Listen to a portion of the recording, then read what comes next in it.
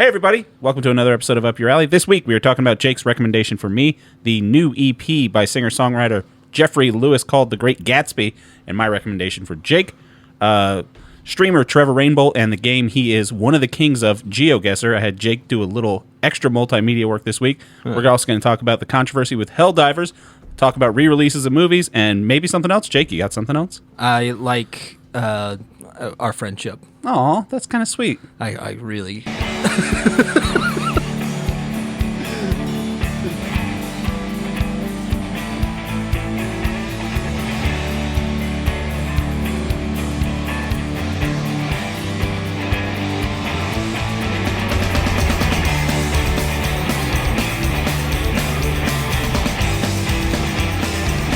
That's a very sweet little sentiment to start out the show, Jacob. I was put on the spot. I didn't think of anything. And your just default is to be nice? But yeah, of It's course. complete opposite of me. Hey, everybody, and welcome again to the show. If you're first time listening to the show, thank you for tuning in. Thank you to everyone that's subscribed on YouTube. Those numbers are just... I'm flabbergasted by Yeah, it. it's great. Yeah. Cool. But, yeah, it's whatever. I'm pretty happy about it. And if you are not subscribed, please do. If you want to leave a like on this video, leave a comment, do all that good social media stuff. Jake, how you been, bud? Oh, just fine and dandy, Fine sir. and dandy, I got a man. bruise on my wrist. That's not because fine nor dandy. I went roller skating. I took roller skating classes. And it was fun. I don't know what to think of your new roller skating thing. But I'm nothing but supportive of you going and I roller skating. appreciate that. It's really wild. So you're doing the four, right? Four wheels in the corners. Uh-huh. See, I didn't get good at those. I was a rollerblade man. Yeah. Like, because those were the coolest thing for a couple summers, and then you got made fun of a lot. Oh, yeah. I remember rollerblading. blades being in. Yeah. And I got to tell you, the instructor was like, yeah, we're not doing blades because your balance is going to be all off. Yeah. We're going to teach everybody the same thing, which is going to be skates. All right, do you get the stoppers in the front?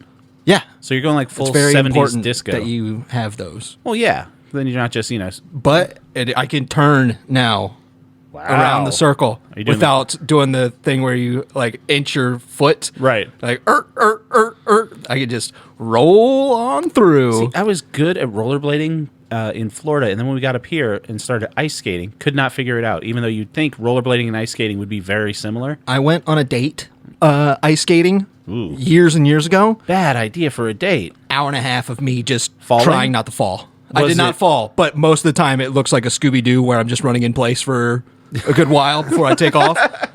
Or you're like speeding up as Sonic and your legs are just going around in circles. I'm just like not going anywhere, and I'm like, I really hope I don't fall. Did you failing miserably come off as endearing, do you think, or was it just sad? At the date? Yeah. I don't know. I didn't think about it. All I thought was like, I didn't fall down. I just think there's this account that keeps popping up in my Instagram feed called the Ick List. Have you seen that? No, So it's I this. don't have Instagram. You know what the ick is? Yeah, that's the thing that's gross about people. Right. It's something like if a girl sees a guy do something, it gives Yeah. her the ick, and then she never thinks about him romantically ever again. Yeah. And it's this guy just compiling a list of things that women post. It's the such a normal duet thing to thing. do. Well, it's a duet thing. Like a girl posts something like, "Oh my god, this gives me the ick," whatever. And then Yeah. he just has like a note file of like he's in the 300s now of things women have said, and it's things like, has fun with friends, or just like chases butterflies, things that guys are just having fun doing. One person's yuck is another person's yum. Yeah. It's just weird little list to keep. Still very ballsy to go ice skating on a date. Buddy, you go out there, you do fun. That's Yeah. what you do. That's like me. Like I would never like take a first date golfing because I'm not good at it, and I get very I'm good frustrated. enough. Yeah. Like we're going straight. We're not. We're good enough that we don't have to tell people that they can play through. Yeah. Well, I mean, that's If you the can first do it step. that much, then you're good. You're It's like, golden. That's like learning how to turn on roller skates. You just knock it into the pond, and you go, "That's a hazard. I'll take it. On the other side, I'm +8. Let's go to the next hole." who needs a beer? Yeah. Speaking of, I have no segue. But Speaking of beer, I do want to talk to you about what's going on with one of my favorite games and still my front runner for Game of the Year. Yeah. Helldivers 2. yes. So this story has since been resolved since I first asked Jake about it. We're recording this on Monday the 6th, and I think it was first thing this morning this whole situation is blown over. But regardless, still in retrospect, the situation befuddled me for a long time because I play the game on PlayStation. Jake plays on his computer. Yeah. Through Steam. Yeah? Yeah. So there's a huge thing with, to my knowledge, actually, you just talk about it because I'm not 100% sure of all the details. So it's a PlayStation Studios production of Arrowhead Games. So it's not an indie game. No, it's Arrowhead Games. They made it, and then PlayStation produced it, right? So PlayStation, it's technically their game, right? So they didn't even have to put it out on Steam or whatever. But the thing that they did was you can link your PSN account to your Steam account, and that way you can cross-play, things like that. And I didn't know that it was going to be mandatory, nor did I know that it will be mandatory soon. So the game's been out for what, 3 months now? Yeah. And essentially what they said is for all new players on Steam, didn't affect my PlayStation playing at all. No. But Steam, if you have the computer, which was over half of the gameplay base, I think was Steam. Yeah, of course. Because most of the times I'm playing with people, if I hit crossplay not enabled, it takes me a while to find a lobby.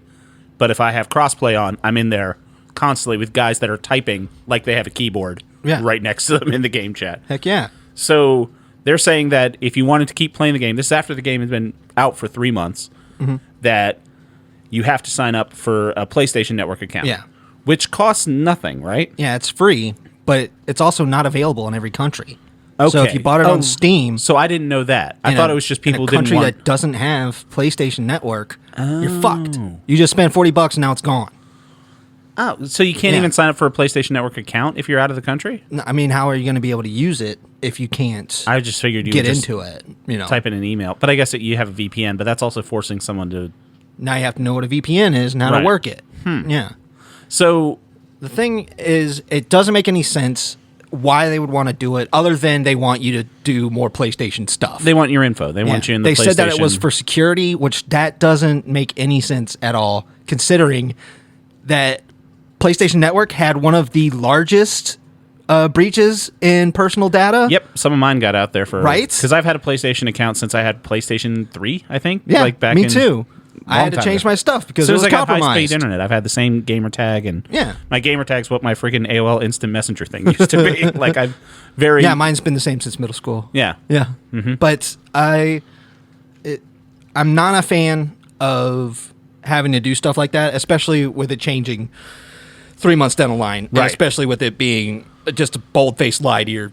So would people have been as upset head about it if it had been from the jump you had to sign up with PlayStation? Less people would have bought it, I'm sure. If they're like, if you have PlayStation Network account and Steam, get it. And then people are like, I don't want to do that, and then they wouldn't buy it. You don't think people would, even though with how good the game is? Because, I mean, the game is universally loved. That's one thing people are like purposefully tanking reviews. It's more and more grip away from the consumer towards the companies that are selling it.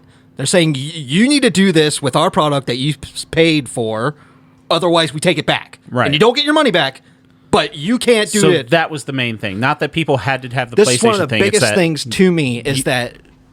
It's a bait and switch. They pulled a bait and switch. They didn't want... I'm sure they didn't think it was going to work, but they wanted to see what the market's like. Oh, so you think it was a bit of a false flag outrage? It's like when Netflix was like, we're going to increase the prices.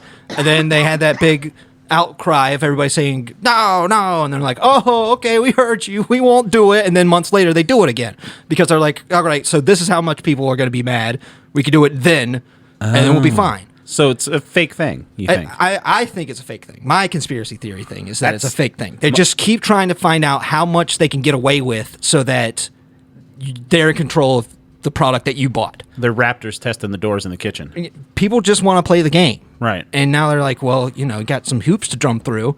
And it's like, no. See, my bait and switch conspiracy theory would be that it was all just a honeypot to bump up their KPI for Sony and their stock price. Be like, look how many more users we got. Because we forced people that were already... It's like kind of a first hits free thing. It's like, oh, this game you really like? Yeah, it's fun, isn't it? Yeah. Now you have to sign up with us if you want to do it. And it boosts their numbers. So you have so many more subscribers. It was worth it to sign up for me so I could play with you, right? There was benefits to it that I would sign away so that I could get those benefits. Yeah. You haven't been playing as much since you got that sexy lady sword game. Yeah, I've been playing that game a whole bunch. I can tell. I can see really when you're good. online. It's so good. I understand. I'm sure it's great. I'm not going to play it. It's insane how fun that game is. Yeah. But being forced to do something like Right. this, It's messed up. it doesn't make any sense to me. Especially once the purchase, because I mean that's one of the big problems I think people have with it, and something I have too. And we talked about this a couple episodes back when we talked about the Darknet Diaries and the Pirate Bay, about how you can own things. Yeah. And it's just, I really hate the fact that you buy something and it's still not yours. So It's the whole thing is like you'll own nothing and be happy thing. That's like the global conspiracy theory that you're never going to have actual personal property. So this is just kind of, that bugs me on it, where you had a contract. I bought this. It's my game. And now if I play it, I have to do this. yeah. Yeah. So there's a website called stopkillinggames.com. Yeah. No, .org Yeah. is what it's called. Stopkillinggames.org. It's about the rights of the consumer when it comes to games, specifically games that are played online, that need online access. Something like Helldivers. Right. Where if I spend money and then they decide that you need to do this and this if you want to keep playing it, you know, we could say, I don't want to do that and still be able to play our game, you know? And that's, it is stopkillinggames.com. Okay, stopkillinggames.com. Huh. And So this is based off of the action on The Crew. yes, so Ubisoft is pulling the Crew off the offline. Right. If you bought the Crew, How when old it is the came game? out, years. The Crew 2 was out, but the point is, you bought the game, you know, Right. with the assumption that you would own the game. Right. Well, like any purchase, you Yes. assume. Yeah. You didn't think that they would just come through and say, hey, we're not allowing you to play that game anymore. And we're not going to give you your money back for that game. People are still playing it. You know what I mean? Yeah. Even if the Crew 2 is new hotness, people don't spend money like that sometimes. So you want to take it away from people when they don't want to take it away. Like we said earlier, this was solved this morning. Yes. And that's what I'm saying. They were testing Sony the backed waters off type thing. So you think that if this had gone off without a hitch, it would just be standard on all games now? What I'm thinking is going to happen is another game that Sony's going to produce that comes out on Steam.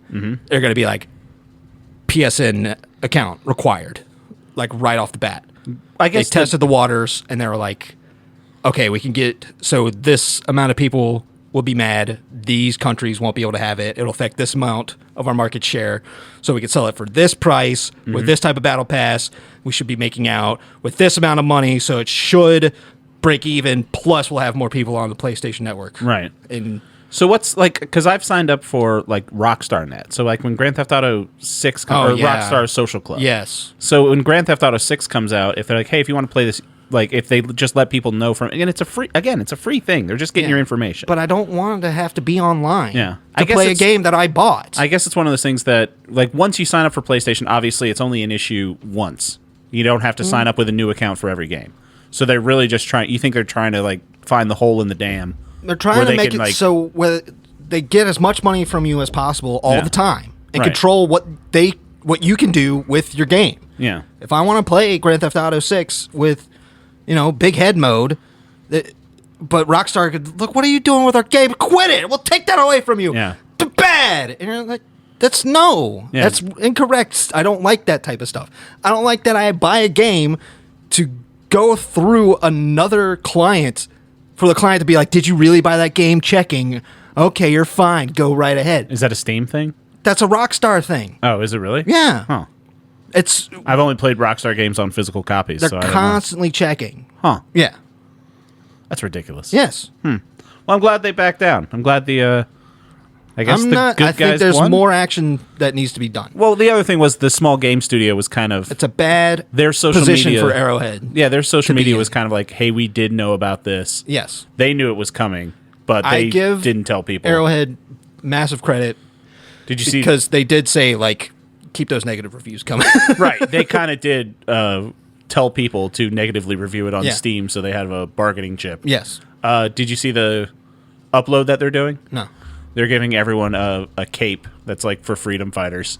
Oh. And apparently it has this. I don't know this, but it has the same color scheme as a downvote on Steam. To like just give the player base something back that they got. Yeah, I don't know. I think it's an interesting story. I think stopkillinggames.com. Check it out. Yeah. Start to really understand that. I'm definitely going to check this out. Government petitioning, they have a whole bunch of stuff. Yeah. Huh. It's by a guy named Ross. Ross Scott, yeah. Yeah, Ross Scott. He's pretty cool. He does the Game Dungeon. I like his YouTube show a whole bunch. Nice. Good for Ross. We'll check that out. But he is so pumped up about this that he's trying to sue them in France, but he's an American dude. But he's like, I think I got great traction in France to get this done. But he has to do it in More France. power to him. Yeah. Because he's like, digital rights are more prominent in France. Yeah, different copyright laws for international things, Exactly. yada, yada, yada. And they're definitely more towards the consumer in France than any other country. So he's like, and if we get a victory in France, then it's just going to domino effect. Well, I mean, the French and the European Union did it with Apple with the USB-C. Right. They were the ones that told Apple, was like, you got to still use this little lightning jack. And they're like, no, if you want to sell your phones in Europe, it all has to be one thing. And now we're getting iPhones with USB-C. You're welcome, iPhone users. It's almost like if people, stream together and, coalesce under a noble cause, that sometimes good change can happen. No, that's not what happened at all. That's not what happened? No. Yeah, good change happened. Take legislation. No. Yes. No, concrete action, Jacob? Not here. No, we need blood in the soil. Jesus Christ. Speaking of blood in the soil. I went to a re-release of Star Wars Episode 1. Hey, that's a great segue. There's so much blood in the soil. A lot of Gungans died. Horribly. You sir gonna die here, sir? So, I really liked going to see this movie. I went with my brother-in-law and my nephew. That's just a bad movie, man. That's the thing, is I don't care that it's a bad movie anymore. I think it's been 25 years since Episode 1 came out. I remember being crazy, man. super stoked for it. Old. Yeah, I saw it twice in theaters. Yeah. Yeah. I saw I think I was there like at a noon showing. I think I might have seen it twice in one weekend. I beat the Phantom Menace PC video game. Was that the same as the PlayStation 5 or 6 video times. game? Yes, but it was not better good. fidelity. Oh, well, that makes sense. It was still not good. Very good. It was very hard, and things just exploded randomly. Regardless. The line that I remember is when you're on Tatooine, one of the shopkeepers says, "You better stand back, mister, because I'm about to slash all my prices." Jesus. Solid joke. But I would say most of the people in the theater were dads and kids. Yeah. And weirdly, a weird number of like kids in their late teens, early 20s. I guess it's kind of retro-ish. I guess they probably look at the prequels the same way we look at the original ones. I don't know. They came out years before we were born, but whatever. Good crowd of people there. Everyone was having a lot of fun. No one was enjoying it ironically. Yeah, I have no doubt it would be fun to see it in a theater environment. Yeah. Watching movies in a theater is always fun. Well, it's kind of weird because it is a boring movie. No, it's not. All right, in defense of Episode 1. Pod Racer is so boring. It's so... Okay, so that was an idea that I had when I was in the theater. I was like, why haven't they done more with pod racing? It's the only... They did a whole game. Oh, well, I know, but it was all Episode 1 related. Yeah. Objectively, Episode 1 Racer is probably one of the best Star Wars video games in any category. It's just a really tight racing game that happens to be in the Star Wars universe. Big words. I'm saying it. So, the pod racing thing, they could have done so much more with it. I think if this movie had come out in this era of Disney Plus, they would have done like a Fast and the Furious style pod racing show. Like, it would have been great. Like, I think it's objectively cool. Wait, you're talking smart. Yeah. I love this idea of a pod racing television show. Yeah. That sounds fantastic. Right? I am not against that at all. That Thank you. So not like Star Wars. Thank you. But a very, very interesting idea. That's what's that's what's fun about Star Wars. You still haven't watched Andor, but Andor is just a really good political thriller that happens to be in the Star Wars universe. That's how you do it. Yes. Exactly. I like that idea. Yes, it's very good. Fun, gritty racing story. Yeah. It just happens to have Sebulba. Yeah. Well, yeah, it could be Sebulba in there when he's a young Doug. K1 Bopot Slaymo. I think Jake Lloyd gets a bad rap for that movie. He is really bad in it. Right, but don't attack him. He was a child. He was a child. No. He was a child, but I'm just saying, rewatching that movie as an adult and seeing Ewan McGregor, Natalie Portman, and Liam Neeson. Liam Neeson, one of the greatest actors in the past 50 years. Definitely is the biggest draw for me in that movie. Right. Qui-Gon Jinn is a very interesting But character. none of them are good in that movie because that movie's very poorly written. So Jake Lloyd gets shit. It's like, he sucks in that movie because he's an obnoxious kid. No, I think that's a kid doing the best. He's a kid. Liam Neeson couldn't make that shit sound natural, but this kid did his best job. There's a part where Anakin says, "Now this is pod racing," when he's in a starfighter. Yeah, but that's not. He was pod racing. He should have said that when he was pod racing. He would have said, "Now this is starfighting." Yeah. You're like, you're confusing the two things that you're doing, Anakin. I will say this: Darth Maul fight. Yeah, still great. Yeah, and the music is so good. Nothing beats Duel of Fates. One thing, I don't know when the last time I watched episode 1 was. Probably whenever they released it on Blu-ray, and I probably watched them all or whatever. But they did a much better job not telegraphing the Padme reveal than I remember them doing it. And I'm just trying to remember. I think I knew that twist before I saw the movie. I think it got spoiled in a video game or something like that. Sure or I got it from the video game. Some older kid told me, or there was like a children's novelization or something. You know how older kids would just do mean things to children on the bus? Uh-huh. Yeah. That makes sense. Regardless. Rewatching it, and it's Keira Knightley that she keeps swapping out with. Yeah. So it's much better than I remember it being. Like, because I thought that was just like, I knew that in theaters, and I thought it was, lame. Because obviously, that's Queen Amidala. Why would the handmaiden randomly go with Qui-Gon into Mos Espa to do this stuff, to learn about the culture, whatever the ruse was? But they did a much better job with it. Queen Amidala, man. Episode 1 holds up. That's all I can say. I'm not going to agree with you, buddy. Well, I'm not going to agree with you. It's in theaters for one more weekend. Not even do I say that it's not a good movie. Yeah. I would say it's unnecessary in the trilogy. It's like it has no reason to exist. Hold on. 2 and 3 are like very close to each other in manner and story. See, I still think 2 is my least favorite. I would say 3 is probably the worst one of them all. Hot take. Really? Is that a hot take? That's usually one of the prequels people like. Wow, it is. Episode 3, Revenge of the Sith. Bad. Wow. I don't think you'd get Star Wars. It's got the part where Are you he sure says, you're thinking of Star Wars and not Star Trek? Because Star Trek it. 3 is a bad Star Trek. Don't try it, Anakin. I have the high ground. Yeah, he did. He's letting him know. That part was dumb. They also had the line, from my point of view, it is the Jedi who are evil. That's just... You're talking about the dialogue. I've already conceded the dialogue isn't good. There's a fight that lasts way too long. Yeah, it's Star Wars, man. Yeah, way too long. Yeah. That's not what Star Wars used to be, buddy. The Battle of Endor takes like 40 minutes, and it keeps cutting back and forth between lightsaber, starfighter, Ewok. They do the exact same thing in episode 1. That's Jedi. I'm talking Empire, bud. Okay, well, obviously, Empire's great. Empire has the best lightsaber duel. Disagree. Yeah, that's the best one. Out of all 9? Yes. You're going to put that up against Qui-Gon and Obi-Wan versus Darth Maul? Yes, because there's actual stakes going on other than who is stronger. It is Darth Vader trying to convince his son that he should join him in the dark side. And you're watching a man plead with his son trying hard with his dad, using one hand just to bat it away and talk to him. And be like, I got all these great things. I'm doing all these great moves, and you can just come with me. We can kill the Luke Emperor together. Cannot stop. Luke is so mad at him because he's like, you killed my father. I'm stopping this. That's when he's getting heated. That's when Darth Vader puts his other hand I've seen the film, Jake. on his lightsaber. Yeah. That's when he starts taking him down. That's when he takes off his hand. That's when he tells him he's just dad. That's when that shit's like, whoa. Yeah. That's a good movie. Yeah. That's a great scene. That's one of the best movies. I'm not arguing with you. I'm just saying it's the best lightsaber one. fight. Absolutely the best one.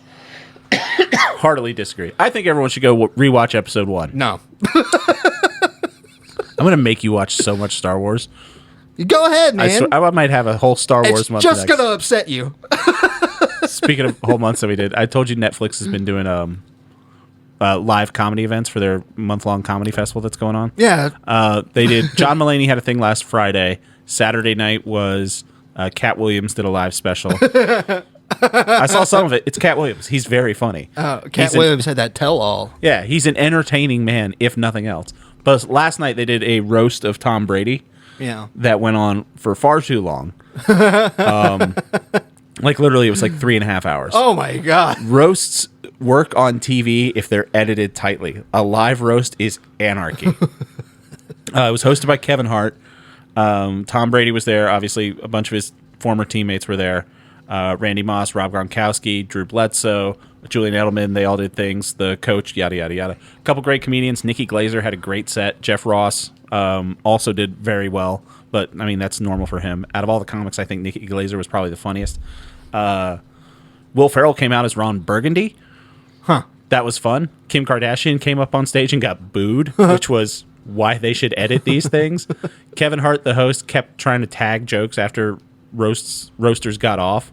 Like he just thought of something funny to say back to them. Yeah. Which it's not okay. Not a great move.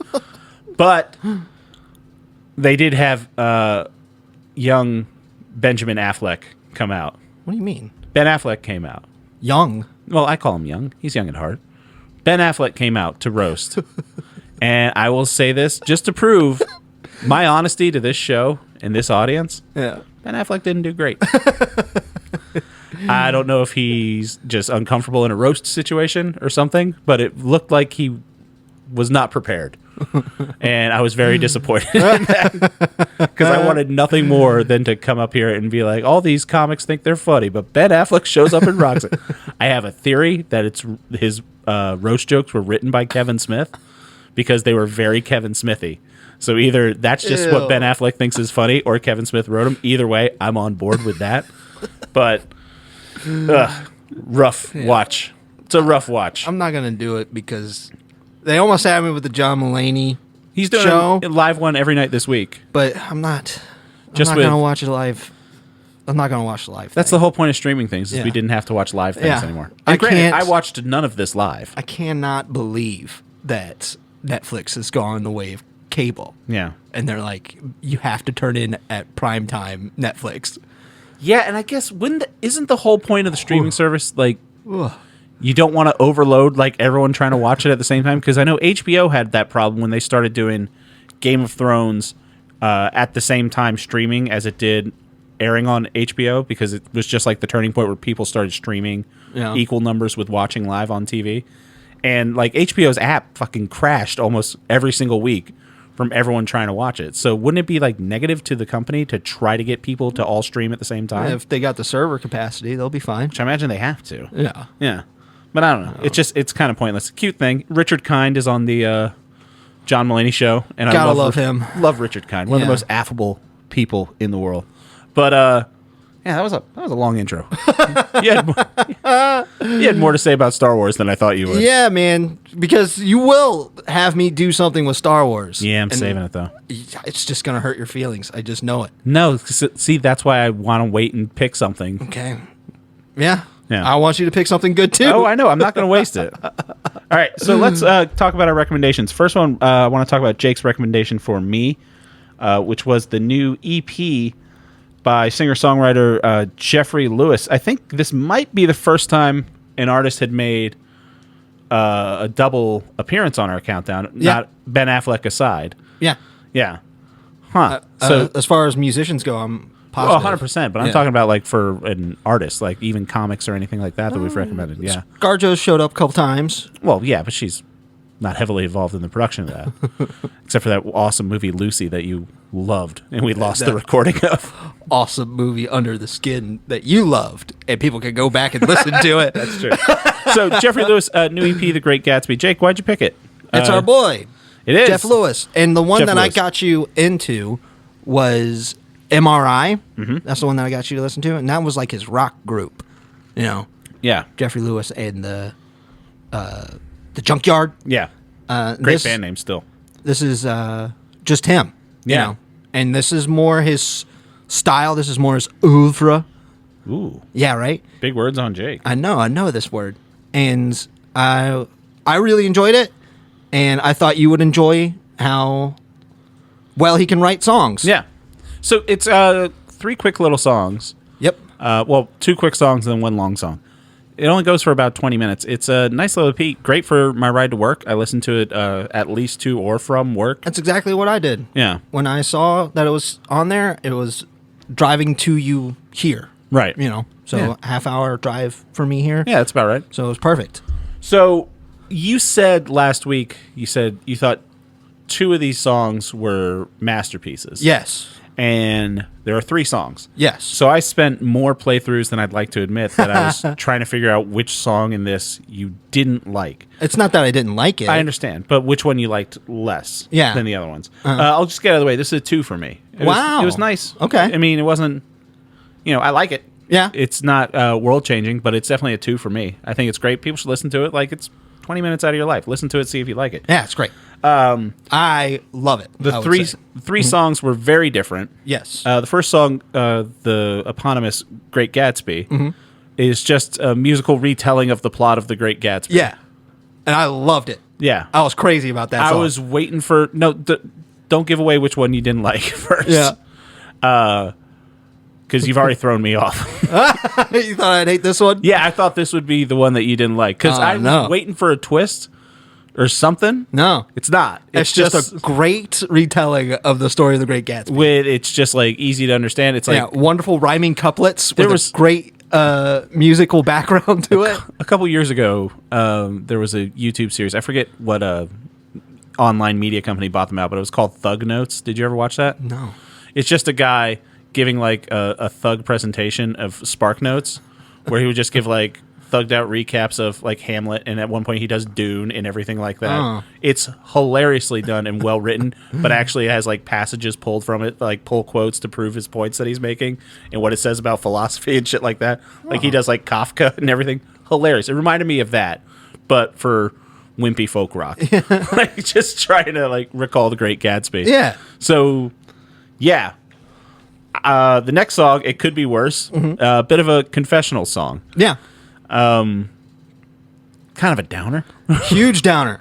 Big old downer right in the middle of the album. About this guy, I've read a couple of his comics, and I've listened to a lot of his music. Yeah, because that's the thing. He's a comic artist, too. Yes. Yeah. I love his art.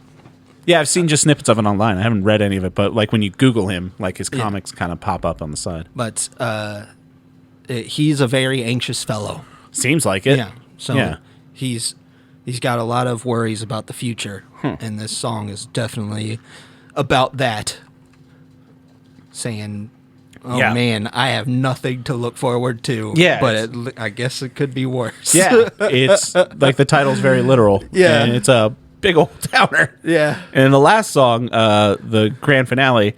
And I can't even see the whole title of it because it doesn't show up on Spotify. Yeah, the history of the development of punk on the Lower East Side of New York from 1950 to I think 1979. Yeah, is the full name of the song. Yeah, and that, like the Great Gatsby, is very to the point. Yeah, just a great. It's literally just like a music history class. Yeah, it's a great understanding of punk rock growing in the Lower East Side. With musical examples. Yes, by Jeffrey Lewis. Going back from like early folk music and how folk kind of turned into like angry folk, and then that kind of just turned into punk because punk and folk were kind of people with a message that weren't super great at guitar. Yeah. Like turned from folk to punk. Yeah. It's like they know chords. They did folk, which was fun, happy, jaunty, and then people started using their own lyrics, which were more about drugs and kind of silly. And then more people wanted to play when they couldn't play, and they got more angry. Yeah. So it just kept progressing and progressing. Well, I mean, tonally, there's not much difference between Woody Guthrie and Henry Rollins. Yeah. Like, they're very upset about something, and they're putting it out into the universe that they're upset. It's a great little lesson. Yeah. Yeah. I forgot what I was going to say before that. But yeah, that's literally all this is. For 10 minutes. And it's very nice. Yeah. It's just a fun. Yeah, it was great. Weird little song. And not little. It's like I said, it's 10 minutes. He feels like he did so much. It felt like somebody who's just like crazy about punk rock. Yeah. Just telling you everything that he knows about punk rock. Yeah, kind of like a wind-up doll. Like, he just wound him up and you're just like, here's a guitar, tell me everything you know about punk rock. And he just kind of like throws this together. And obviously very passionate and, like you said, very well-versed in it. I would have thought you would have not liked the Great Gatsby one. I could tell that you were going to love the punk one. Surprised you don't like the middle one as much. I like it. Right, but it's not your masterpiece. It's the one that feels like most of Jeff Lewis's other music. So to me, I think there's a good album of his called "It's Those That Have Cracked That the Light Shines Through." It has a lot of songs that feel like this. Yeah, I listened to some songs from that when we did MRI, just because it popped up in my Spotify queue after. Hell yeah. I gotta say, where it goes from a 2 to almost a 3 for me is looking at it just as a complete piece. And I think that's the really cool thing about it, is that it is 3 songs. One, just a recap of a book, like an English class. And then the last one is a recap of punk rock, which is just, like a music history class. And sandwiched in the middle, it's just like a page from a diary. Yeah. Where it's just like he goes from... Who wrote Gatsby? Was that Fitzgerald? Yeah. Yeah, F. Scott Fitzgerald to punk rock history, and in the middle it's just like this little bare bones, like him just, and this is really this is who I am. And just, I don't know, I'm thinking, I might be overthinking it. No. It could just be that's the way it is. But it is just kind of weird that you choose to put out something, especially it's now so that... true. Well, I'm just thinking, and I'm not trying to like psychoanalyze the artist or anything like that. No, but the way that artists are putting out music now has become a lot more intentional, because you don't have to worry about physical units. So a rapper that I got you to listen to, Your Old Drook, he puts out stuff like just songs, singles whenever he wants to, and then he works on higher concept albums too, which 20 years ago you couldn't do that, because it's like, fucker, this has got to fit on a CD. You can't have too many things. You have to have enough things to make it worthwhile for us to print this, because we got to ship it in plastic and everything. Right. So our artists really have, and hate to bring her up, but Taylor Swift is really good at this as well, where she released a Tortured Poets Department and an anthology version of it at the same time, and people were like, holy shit, we thought we were getting 16 songs, we got 35 songs. Oh my god. Yeah, Tay-Tay's pretty good about shit like that. Although I will say Tortured Poets, not her best, but I think she knows that too. But him putting this out is just a 3 little thing. It's like, it's just, a little snippet of like, this is just what I'm doing. I'm focusing on history, and I'm focusing on literature, and also I'm fucking terrified. Yeah. So just so you know, this is me too. What a great way to look at it, man. Yeah, I love that. I could be overthinking it, but I thought it was just a nice what little I do. piece. I feel like I'm getting a lot through to you, man. I know. That's crazy. That's great. Yeah. Except you still I didn't think about that. Episode 3. That's just fucking fascinating to me. My least favorite. I don't hate it. Huh. I just find it incredibly nonsensical. You know what it is? You haven't seen enough Star Wars. It's like she's lacked the will to live. Give it to me straight, ball doctor, droid. Will my wife live? No, she will not. And Obi-Wan wasn't. No, she just wants to die. Yeah. Okay. We're in the weeds. But yeah, Jeffrey Lewis, Great Gatsby, all of Jeffrey Lewis. It's a nice little thing. Like, it was a nice little rec. Yeah, I appreciated it. All right, let's get into my rec for Jake, which I recommended a YouTube documentary from Geography Nerd, I think is the YouTube channel. No, it's something else. Geography. Shit, I should have looked this up. Classics. No. Oh, God. Shit. You should have looked this up. I should have. I'd look it up, but he's looking it up. Yeah, here it is. Hold on. Get his name right. Geography Challenges. Geography Challenges. Geography Challenges is the YouTube channel, and it's the history of Geoguessr. Geoguessr is a game that came out in 2013. It was started by Anton Wallen. It's not really it didn't start out as a game per se. It uses Google Earth. So what happens is, in the game, you're put down into a random location on Google Earth Street View, and using context clues, panning around, whatever, you have to pick where you are on Google Maps. It got into a web browser game called Geoguessr, where they give you points based on how long it takes you to get it and how close you are to your place. It's kind of spread out over the streaming and competitive circuit since the pandemic. It was about, in the little documentary they say, it was about in 2020, 2019 that competitive geoguessing really picked up. And then, like any gaming community does, they establish weird metas And in the video, they talk about, you know, how you can identify that this is Turkey based on the power lines. Yeah. And, you know, they have white bollards bollard is a word that I've been using way too much over the past week. You learned bollard from this. Yeah. It's like, oh, bollards in Zimbabwe look different than bollards in Ghana. And I'm like, of course they look different. How did I not notice that before? But people are way into it. And the one individual player that I wanted Jake to watch some videos of too, a guy named Trevor Rainbolt. First of all, furious that he's only 25, because that's messed up. And he just started playing the game about 3 years ago. Yeah. Already like one of the top in the world. And I remember his TikToks. Yeah, if you're on TikTok, Instagram, or YouTube Shorts enough, and you have an algorithm somewhat like Jake and mine, I'm sure this guy, Trevor Rainbolt, has popped up once or twice. He does a really good job just being deadpan. Right. And just... Content's great, and he's really good at what he does. But he also does like some pretty long-form interviews where he breaks down the meta and the tips from new players. You know, and he's a good ambassador for the game, you would say. I do follow him on X now, and he did do something really fun, which is he found the truck from the Nickelback music video for Photograph. Oh, really? That he sings in front of. Yeah. Yeah, he found it. He does that too sometimes. Like he does like little sweet ones where it's just like, hey, this is a picture of me and my grandmother, and it's the last picture I have. I don't know where it was taken. I was a baby. And he's like, I got you. And he just like finds the exact place. He also does really dickish things where somebody takes a picture of a sandwich, like, this is the best sandwich in New York. I am not telling you where it is because I don't want anybody there. He's like, you are not gatekeeping anybody. It is at this place. Yeah, it's like based on this telephone pole and the fact that the sun is in the southeast. Yeah, he went like the ceiling lights are exactly the same as this one from their Facebook. Yeah. He's a genius. He also has a great time. Did you watch him take the CIA test? No. So he took a CIA aptitude test or whatever they would call it, but it's basically like being able to gather information on people to track their whereabouts, and they like just give you a person. They're like, here's all their publicly available social media. Here's their bank statements for the past month. Where are they? It's like a real life where in the world is Carmen San Diego. Cool. And he like passed it with flying colors. Wow. Yeah. That sounds like fun. Oh yeah. He's as a content creator, Trevor Rainbolt, I can't recommend him enough. And I say that knowing full well, anytime I say this person's really great on the internet on this podcast, you think something's gonna hope turn around for him? Fucking almost happened to Helldivers, Jake. You know how much egg I would have on my face if Helldivers went down? It's all I've been doing. I'd be so sad. Oh, buddy. But yeah. So then I also wanted Jake to play Geoguessr. It's like I said, it's a browser based game.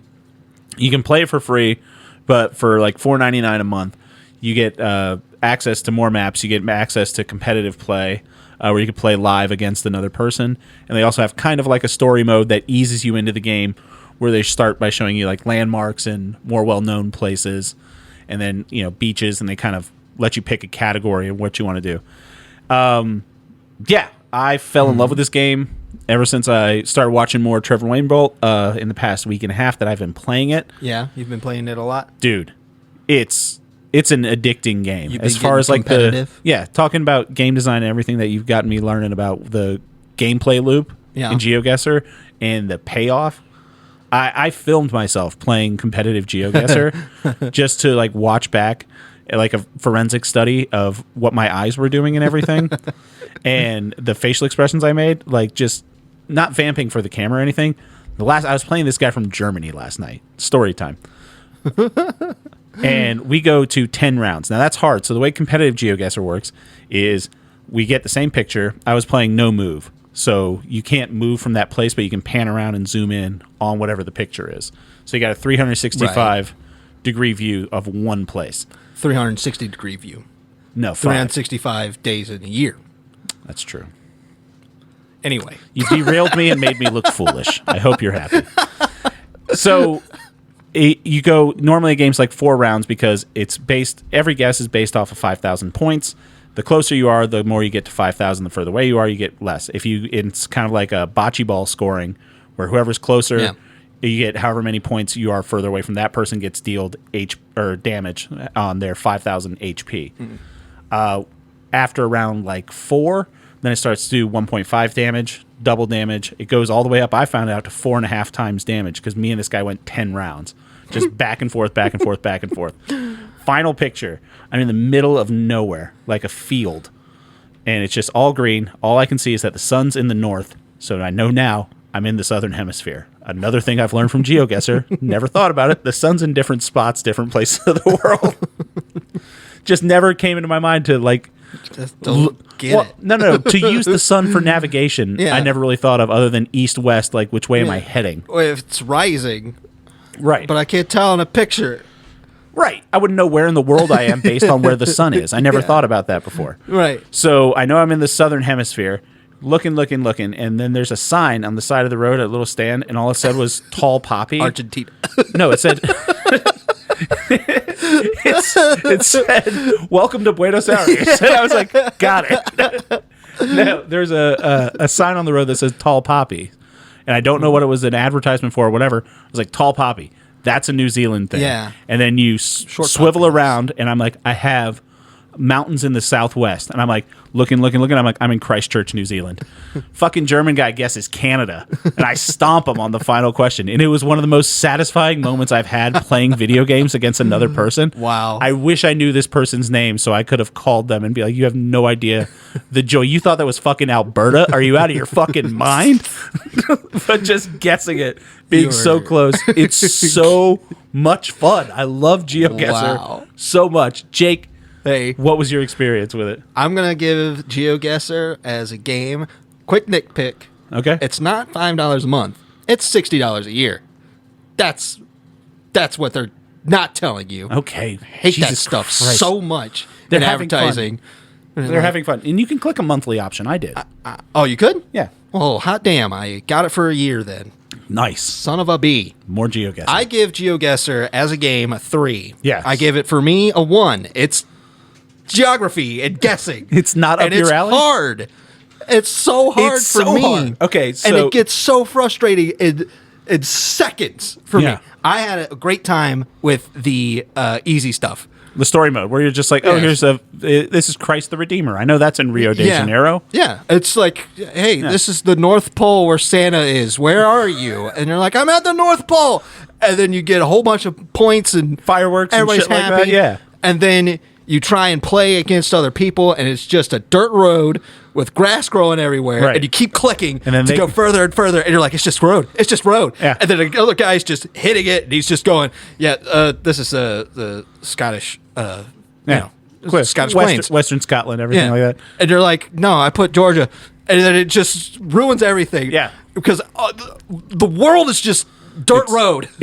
A lot of it is. All of it is just dirt road. Have you played enough to where you're like have a newfound respect of other places? Like, that place is really beautiful, and I wouldn't have thought of it. Like some parts of Kazakhstan are gorgeous. Borat did that nation a disservice, and apparently they're government shitheads. But the landscape in Kazakhstan, some parts of it are beautiful.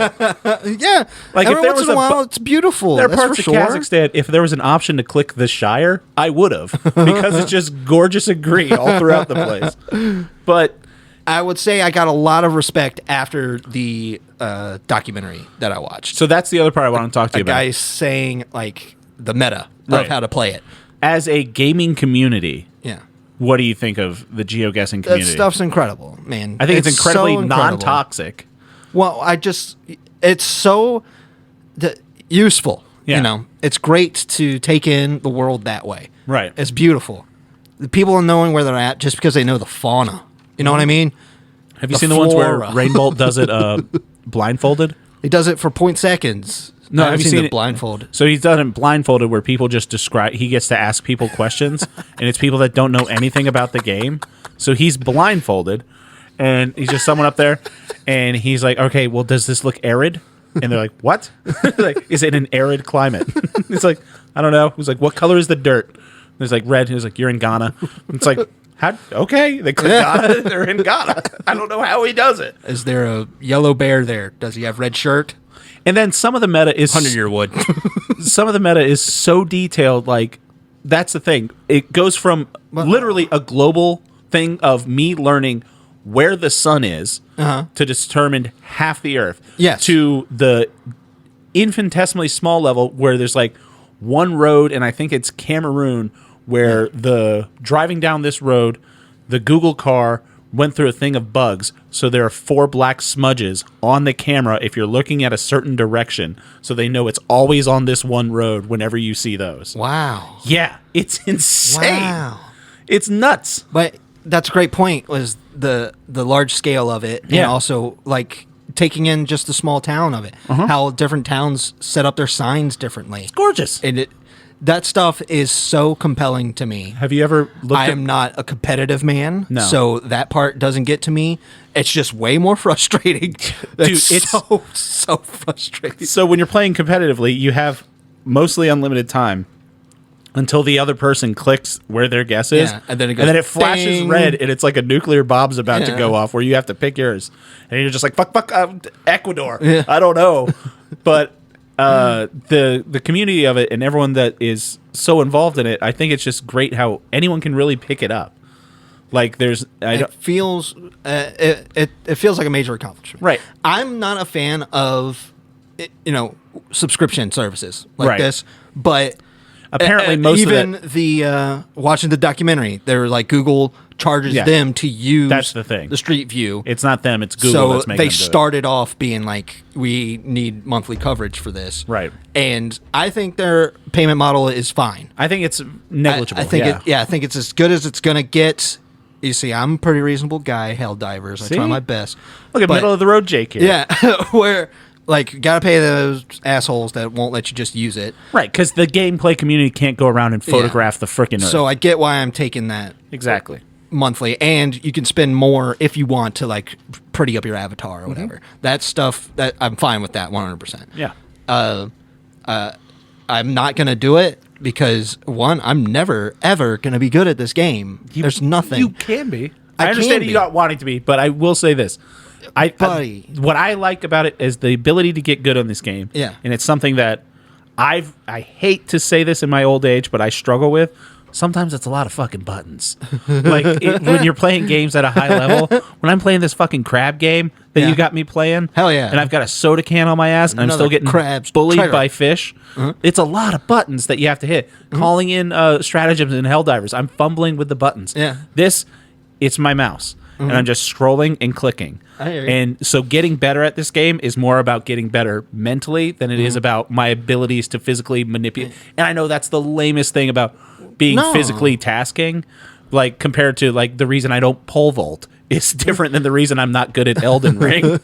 But it's kind of that thing where I'm like, I can get better Yeah. at this just by playing it a lot and learning. Yeah, sure. As opposed to getting better at hitting buttons. Yeah. If that's Yeah. the way, that's your way, man. Which is what I like about it. Yeah. And I would say, like, there's fun things. Like I said, my coworkers play this game a lot. Yeah. And one of the cool things is, like, when you're playing against somebody, you can have, like, choose this, where are you in this map, and then they'll have, like, quiz questions for you. Right. Or, like, it'll show you a certain spot that you're at, and it'll give you a hint on what it is, like a cute little hint to Right. help guide you in the right direction. These things are fun. It's super fun. I'll tell you, my grandparents have not moved since I could drive, Yeah. and that's probably the place that I've driven to the most in my life. I still get lost coming home. Wow. From there, I ended up in West Virginia. I was driving for 2.5 hours before I was going, I don't think this is right. And then welcome to West Virginia sign. I'm like, I'm really wrong. Yeah. I didn't do something that I was supposed to. Yeah. Directions make no sense to me. I think that's also something that I like about it because I'm a big fan of maps. You knew this when we went to DC the other day. I showed you my secret routes to get places. Yeah. And then at one point we're going through a neighborhood and Jake says, "Where are we?" And I'm like, boom, turn a corner, metro station's right there. That was pretty amazing. And so I like looking at maps and stuff. Yeah. Like maps have always been fascinating to me. And the other thing is, like, video game maps make total sense to me. Huh. I So you can still- look at Hyrule and be like, oh, yeah, obviously this is where I can get around everything is. Hyrule. I can get around in Grand Theft Auto 4 still, easily. Yeah. Yeah. I was replaying Banjo-Kazooie the other day, and I was shocked by how much, like, just muscle memory, knowing where everything is, like all the hidden shit and all Yeah. the notes and all that.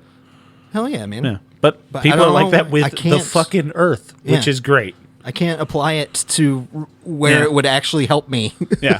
So you like everything, but it's as far as a recommendation for you, it's it's a a one. wonderful 3 Yeah. because I am so happy with it. Yeah. This is the type of stuff that, like you said, it started with a small community, just a guy fumbling around. He made a fun little thing for people to check out, and then it becomes this bigger, larger community that becomes a little more competitive, has that video game style to it. Yeah. That stuff's awesome. Yeah. I love anything like that. It's weird that there's a nerdier version of competitive video games where different kinds of nerds can get nerdier about something and take like nerdy competitive sports and make it even nerdier to where it's geography. Oh, you don't know about the Excel competitions. I've seen the Excel and I've seen the Fruity Loops where you like try to make a beat as Fruity quickly Loops as possible. Sounds fun. Yeah. But the Excel, that stuff sounds fun. Competitive Excel looks amazing. I love watching coverage of competitive Excel. Have you seen the video that was going around about the most boring guy in the world? No. So it just made me think of it because of the Excel. God, what the hell is his name? His name's Randy Smith. And so there's a thing on YouTube where it's just called the most boring video ever made.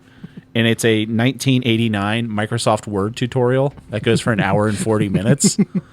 And people, it's just like getting a new life on the internet. Sounds fun. Well, it's just like people are like, I have insomnia and I use this video to fall asleep every night. It's so amazing. But they talk about like click the Excel sheets and everything, and that's all I think about when I have Excel. All right, so what was the final? A 1. Unfortunately. 3. It's a 3? Yeah, it's a 3. Look at you giving it a 3. I understand what this game is. It's a 1 experience for me, personally. Right. It's a 3 as the package as a whole. Everything that you've given me that to do with it, right. I did. Hooked you in. 3 all around. Perfect. I'll take it. Yeah. All right. Well, thank you, everybody, for listening to the show. If you want to get in touch with us, you can write us an email to upyouralleypod@gmail.com. And let me see. Oh, no. I have a scheduled call with Google. No, you don't. That's a lie. No, I do. I got that email today. We did get our first... Oh, that's what that's about. We got our first copyright strike. For what? Last week when we played that song... yes. Ulterior Motives. Yeah. But here's the cool thing about that guy. It has a copyright strike from that guy, but he does not in any way limit monetization. But he's just flagging stuff that... before someone else tries to claim copyright, apparently. Oh, nice guy. Yeah, apparently that guy's re-recording that song, too. Wonderful. Yeah. Good guy. See, don't say people are good guys. Always. Always do it. So then it comes out that they're not. I go, oh, no, they're bad now. I mean, I'm going out on a limb saying a world-class geography nerd is a good guy. You're putting your money on the porn producer from the 1980s. Like, I'm sure he's a good guy. We didn't say 70s. Said porn producer of the 80s. There's a good chance that he's a fine person. But yeah, get in contact with the show that way. Follow us on TikTok and YouTube and Instagram, all that good stuff. Let's figure out what we're going to be talking about next week. Jake, what do you got for me? So, you gave me an unconventional game to play. Yeah. How about you, sir? Play an unconventional video game. What you got? It's not on the PlayStation, my friend. It is indeed on your phone. What? That's right, Loop Hero. The game that was a craze on Steam has been released on the phones. You can download it for free. You can play the first act for free, and then if you like it, you could spend, I think it's like $6 to buy the game outright. Loop Hero Mobile. Huh, I've never heard of this. Loop Hero. I'll download it on my phone right now. It's a different experience. Oh, that's a scary-looking skeleton on the front of it. I think it's beautiful. It's got like an NES aesthetic, just with like more pixels. Oh, wow. Almost like a Super Nintendo. Huh. Yeah. All right, Loop Hero. I'm going to play that on my phone. This game, I love this game. I think it's a perfect fit for phones.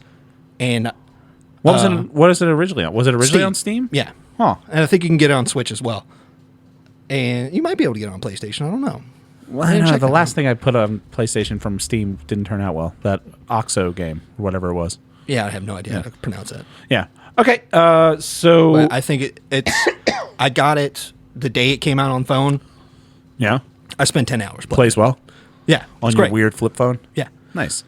All right. So I'm going to play Loop Hero. Yes, Jake, sir. I've got something for you. Duck wants to. This actually, we've switched our recording dates from Fridays to Mondays, and it's actually been kind of good because it gave me time. Normally, if something comes out on a Friday, then I recommend it to you on. Aha! I hope we're going to be able to talk about this. Okay. But since we're recording on Monday, now I get to watch something that came out last Friday. Last Friday, we got a debut of something pretty uncharacteristic from a comedy genius that's now available to stream on one of those streaming things. You know how the streaming things get like old comedy guys and they're like, hey, what do you want to do? And you get to do something fun. So this is a new comedy thing from a comedy icon, a legend, I would say. Martin Short. No. It's a guy who I've been a fan of for a long time. One of his television shows was very influential in my childhood. And it's just nice to see him be doing stuff now. No. What? I know what this is. What is it? You're giving me Unfrosted. No. Oh, thank you. Jacob, I wouldn't give you Unfrosted. Oh, but that's what I wanted you to think. I watched Unfrosted. It was incredibly just okay. I'm not interested in it. No, you shouldn't be. I wasn't interested in it. I will say this about Unfrosted. Some very good parts. Cedric the Entertainer was in it for like 20 seconds. Wow. He was hosting an awards show for Serial Thing, and one of his lines was, and now the award for best use of niacin. And I snort laughed. It was very, very funny. There are some very funny people in it. It's a remarkably unremarkable movie. And Jerry Seinfeld's on a tour right now being like, oh, you can't say this, and woke culture. I'm like, you made a fucking... This is what you do? You worked with Larry David. I find it hard to believe that Jerry Seinfeld has any sort of blowback from the studios on what he can or cannot produce.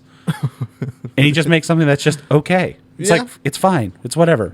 We literally, if we had recorded on Friday, I would have recommended that to you. Ooh. And then we would have been here like, I don't have anything to talk about. Yeah. So...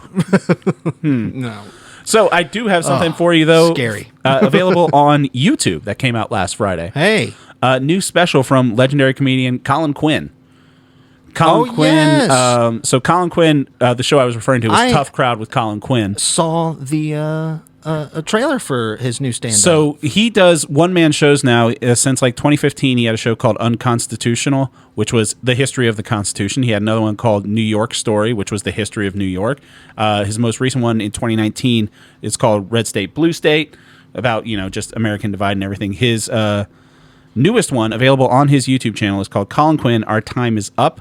It's a full stand-up special, kind of like what we talked about last week, watching someone record a comedy special. Mm-hmm. This was done all in one take because this comedy special was recorded earlier this year at the Psychotherapy Networker Symposium. Yeah. So it's a crowd of psychotherapists that he's doing stand-up comedy about mental health at. Yeah. So you get to see a raw, unedited thing in front of a comedy crowd, or in front of a crowd that wasn't there to see comedy. Yeah. From one of the best comedians and best writers. I would agree that Colin Quinn is one of the funniest. Tough Crowd with Colin Quinn was one of the best things I've ever seen on television. Very funny show. That was, and comedians always, tout that as well, as you got to see people like Greg Giraldo and Patrice O'Neill and people that wouldn't be on Rest a normal... in peace. Yeah, to both of those guys. Yeah. And just cut loose and be like, this is what it's like to hang out with comedians. It was podcasting before there was really podcasting for famous comedians and stuff like that. Roundtable discussion. Yeah, and just hilariousness too. So this is Colin Quinn. Again, special is called Our Time Is Up. Cool. Yeah, watch that. I think you're going to enjoy the hell out of it. Yeah. Also, watch Unfrosted. Not going to happen. No, you shouldn't. It's okay. He's got enough fucking money. I'm going to play Loop Hero on my phone. Yeah, boy. Thank you to Jimmy for all our promotional art. Thank you to Brother Bill, our buddies, for letting us use their music for a theme song. Jake, thanks for coming over. Love you, buddy. I love you, buddy. Bye. Bye.